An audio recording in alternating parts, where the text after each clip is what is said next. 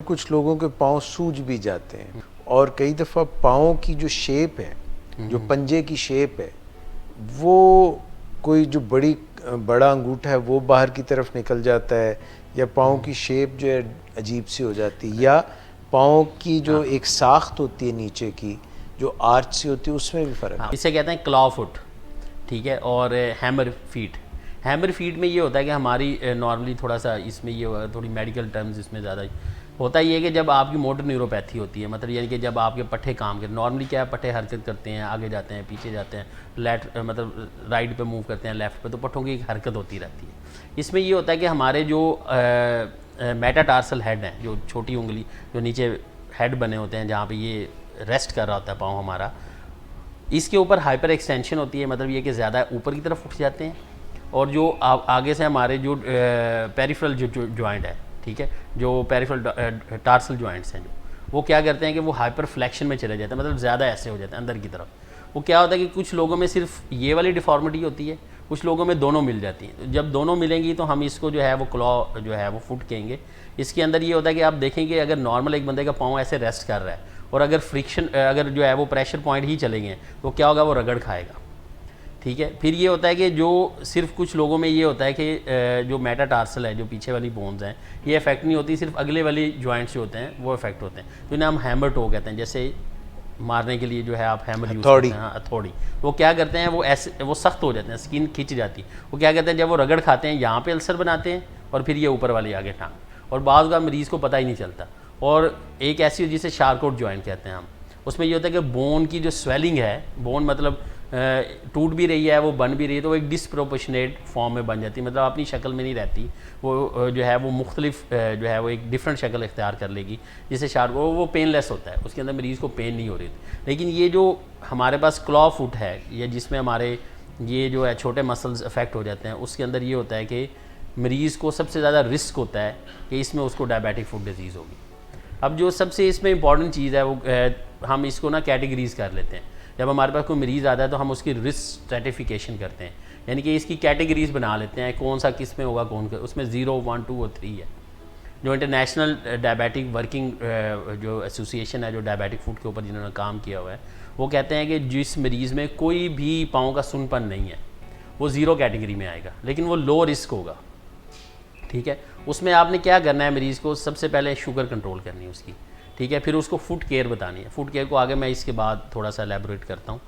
तीसरी चीज़ आपने क्या करनी है कि उसको अगर आप कोई भी और रिस्क फैक्टर है, लाइक जैसे स्मोकिंग है, अगर वो सिगरेट पीता है वो बंद कर दें, ब्लड प्रेशर का कंट्रोल अच्छा करें।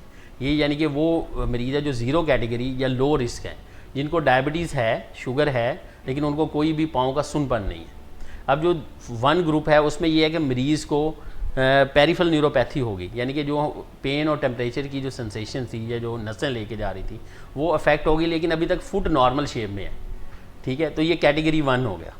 जो कैटेगरी 2 है उसमें या तो मरीज़ को इस न्यूरोपैथी के साथ, सुनपन के साथ, या तो उसको साथ में डिफॉर्मिटी यानी कि पाँव की शक्ल ख़राब होगी, हैमर टो हो गया, क्लॉ हैंड हो गया, ठीक है, या फिर जो शार्क जॉइंट हो गए, या कुछ और डिफॉर्मिटी होगी।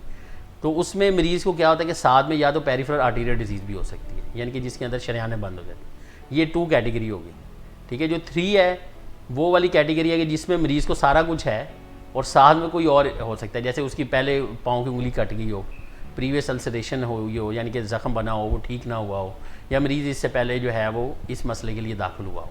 तो हमने इन 3 कैटेगरीज़ में होता है। जो 0 कैटेगरी वाले हैं वो लो रिस्क हैं, जो 1 कैटेगरी वाले हैं वो मॉडरेट रिस्क है, ठीक है, जो 2 कैटेगरी वाले हैं वो हाई रिस्क है, और जो कैटेगरी 3 वाले हैं वो वेरी हाई रिस्क है।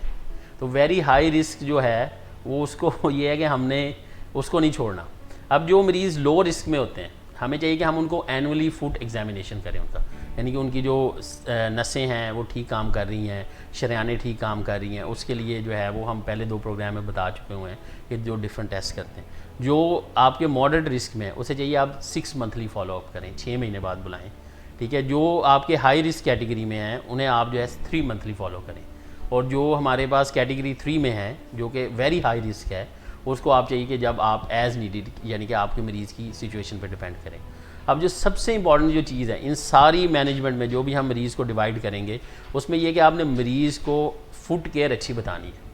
अब वो फुट केयर में से वो जो IDF क्लेम ये करते हैं, ये इंटरनेशनल जो सोसाइटी वो क्लेम करते हैं, अगर आप सिर्फ जूता ठीक पहन लेना तो उससे बहुत सारी चीज़ें तब्दील हो जाएंगी।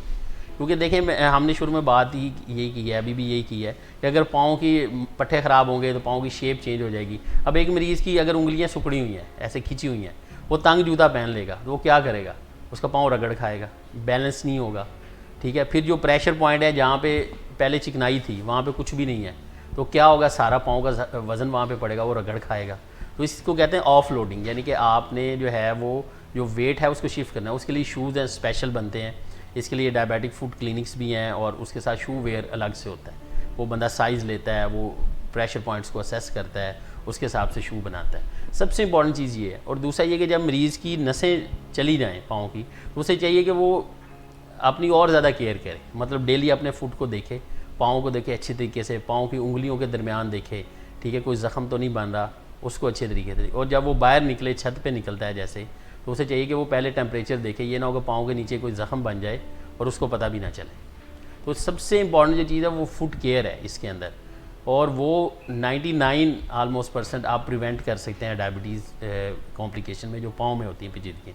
लेकिन सबसे जो इससे ऊपर है टॉप, वो है डायबिटीज़ कंट्रोल है।